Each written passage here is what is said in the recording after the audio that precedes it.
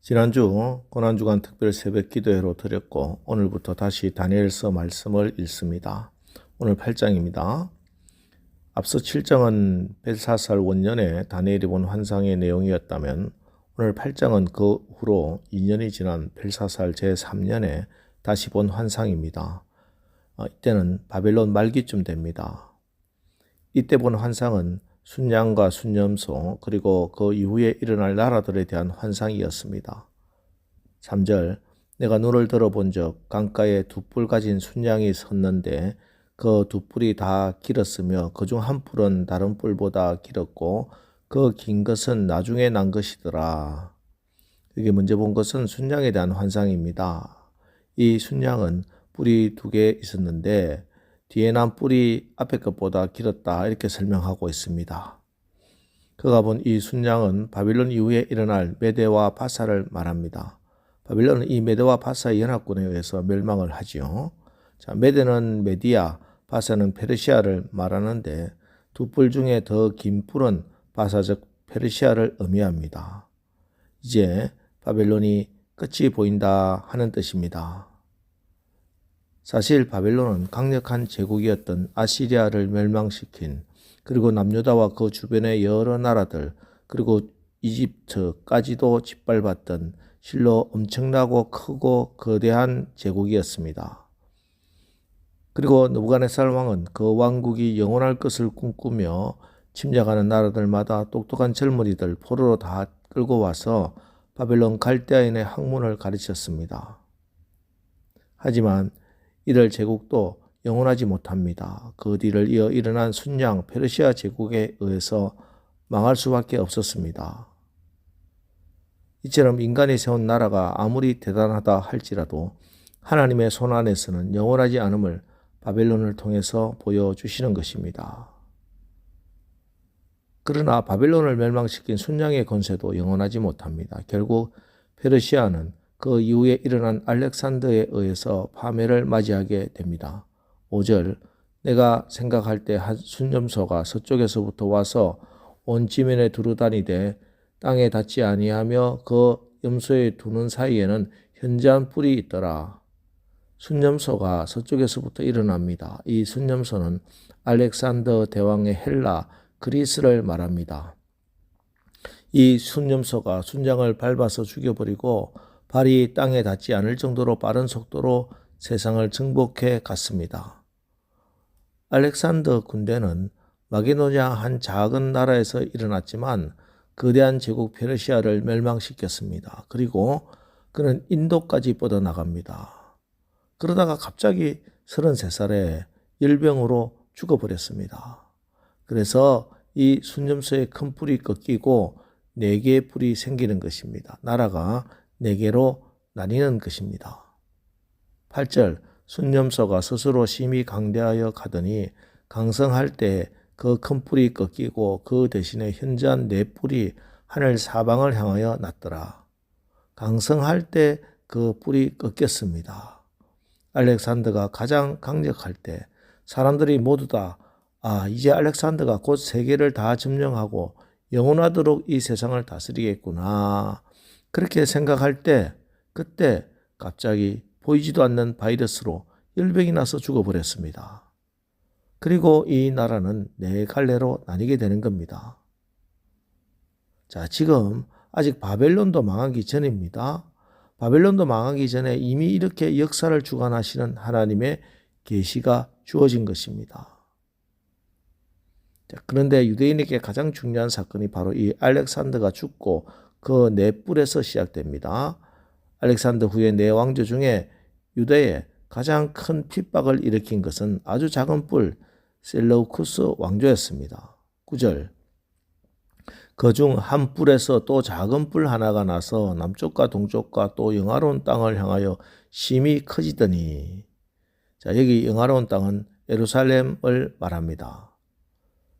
셀러우쿠스 왕조에서 한 작은 뿔, 한 왕이 일어나는데 그 왕의 이름은 안티오쿠스 에피파네스라고 하는 왕인데 이 사람은 근본적으로 비천한 사람이었는데 철저하게 유대교를 미워했고 수단과 방법 가리지 않고 유대 종교를 말살시키려고 했습니다. 바벨론의 느부갓네살에서 그리스에 이르기까지 이런 식으로 성전을 더럽히고 유대인들을 많이 죽인 왕은 느부갓네살 외에는 안티오쿠스 에피파네스밖에 없었습니다. 안티오쿠스 에피파네스는 오직 하나님의 백성을 핍박하는 것을 사명으로 삼고 이 세상에 온 사람 같았습니다. 예루살렘 성전에 제우스 신상을 세우고 그곳에서 제우스에게 제사하는 아주 망령된 짓을 일삼습니다. 성전 제단에 돼지를 잡아다가 돼지 피를 뿌렸습니다. 그리고 제사를 폐해버렸습니다. 모든 예루살렘 성에 예배를 다 폐했습니다. 자, 지금 이 환상으로 보여주시는 예언이 기원전 167년에 실제로 예루살렘에서 자행되는데 그보다 400년 전에 이미 다니엘을 통해서 이렇게 예언하고 있는 겁니다. 하나님께서 예루살렘에 돌아갈 유대인에게 나타날 무서운 핍박을 미리 이렇게 예언을 주신 이유는 결국은 하나님이 역사의 주관자이시며 하나님께서 왕과 나라를 세우기도 하시고 멸망케도 하시는 분이라 하는 이 사실을 알고 끝까지 믿음 지키라고 주시는 말씀입니다. 여러분, 하나님의 백성들은 하나님 앞에서 그 고난의 시간과 또 그 시간의 무게를 견디며 버텨야 합니다. 왜냐하면 하나님의 대적들이 주는 고통의 시간은 한계가 있고 끝이 있기 때문입니다. 14절 그가 내게 이르되 2300주야까지니 그때 성소가 정결하게 되리라 하였느니라. 여기 2300일에 대한 신학적 해석은 분분하지만 한 가지 확실한 것은 끝이 있다는 것입니다.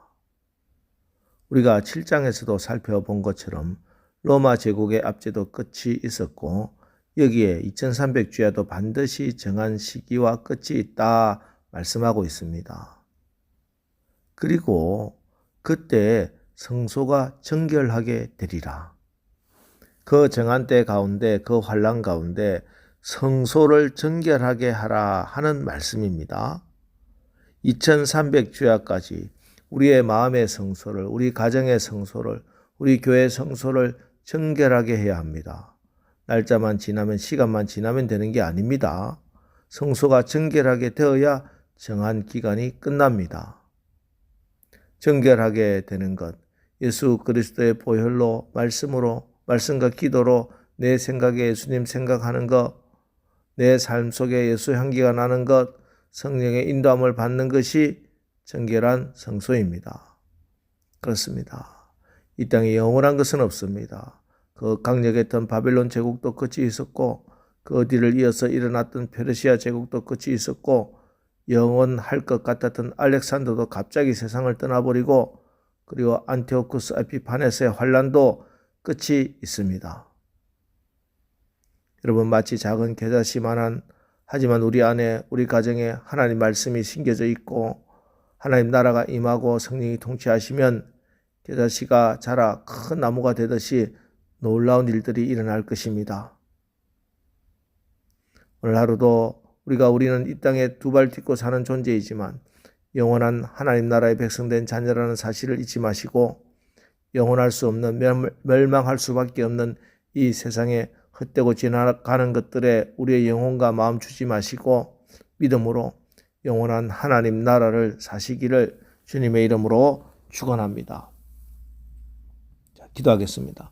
하나님 오늘 다니엘의 환상을 통해서 세상에 영원할 것 같은 그런 모든 제국들, 힘과 권력들 다 하나님 다스리시고 하나님의 손 안에서 끝이 있다는 말씀을 읽었습니다. 오직 영원한 것, 결코 망하지 않는 것은 하나님 나라와 하나님의 말씀임을 우리가 분명히 깨달아 오늘도 우리가 이 땅에서 살지만 영원한 하나님 나라 백성임을 기억하고 하나님 말씀의 믿음으로 살아 우리 가운데 하나님이 다스리시고 통치하시는 하나님 나라가 임하게 하옵소서.